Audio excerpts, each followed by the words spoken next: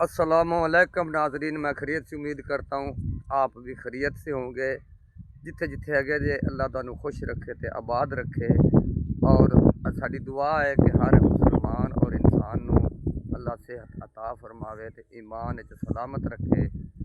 जनाब के सुबह चढ़ती है तो परिंदियां की तरह इंसान जो गरीब होंदा है ना, वो अपनी रोज़ी की तलाश दे विच निकल जाता है। जनाब चले हैं जी असी आलूआं की पटाई वास्ते, ताकि जनाब ना पहलों ठंड पौंदी रही जे, भीड़ पौंदा रहा बड़ा जबरदस्त। सर्दी दे विच लोग गुरबत की लपेट च आ गए ने। सने साडे ये ना क्या भी सारे दूसरे। अच्छा जी, तो जनाब ना हुण चले अज दिन निकलिया माशाअल्लाह, 2-3 दिन हो गए ने धुप निकल रही है तो कोहरा बहुत पिया है। वो सही है कि मतलब है ना, वो 9 बजे ताईं ठंड होंदी है, बर्फ खुड़ जाती है या धुप निकले तो शुक्र अल्लाह दा कि रोज़ी जी ना वो खुल गई है गरीबां दी। चले हाँ जी आलू पट्टन। मैं यार की यार तू शोर की रखना यार, किस गल भी करन दी कर, तू बोलता ही रहना, तेरा दिमाग नहीं सही।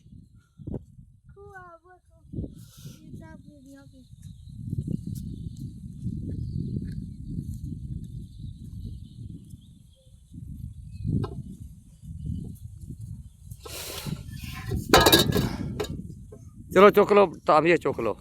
चलो चलो थले थले चलो।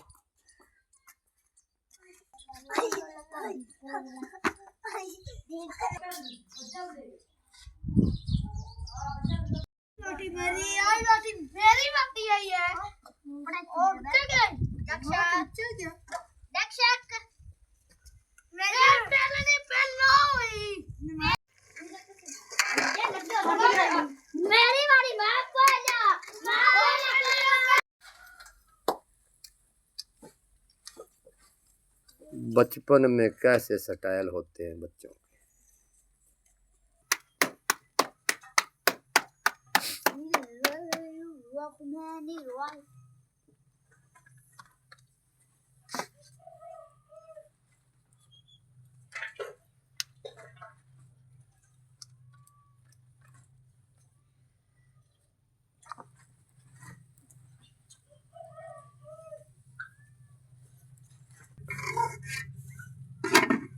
नाजरीन, ए किचन है गरीब खाने का।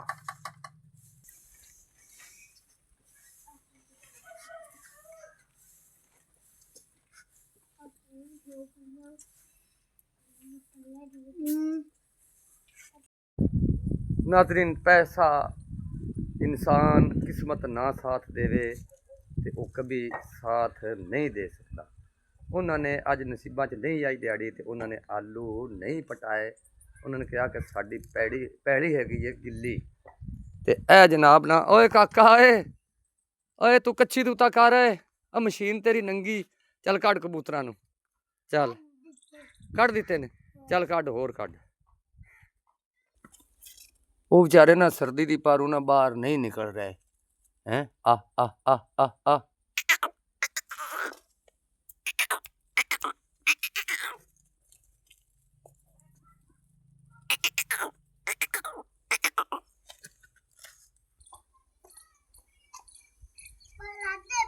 हैं बाहर आंदे पे ने।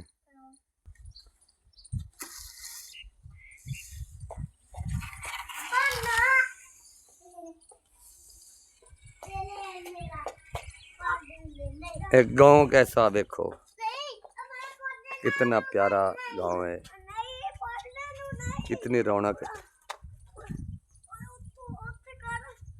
ए जानवर बने हुए, कणकां फसलां, साइड का माहौल कितना खूबसूरत है। इस वीडियो को देख के लाइक और सब्सक्राइब और कमेंट जरूर करना जी।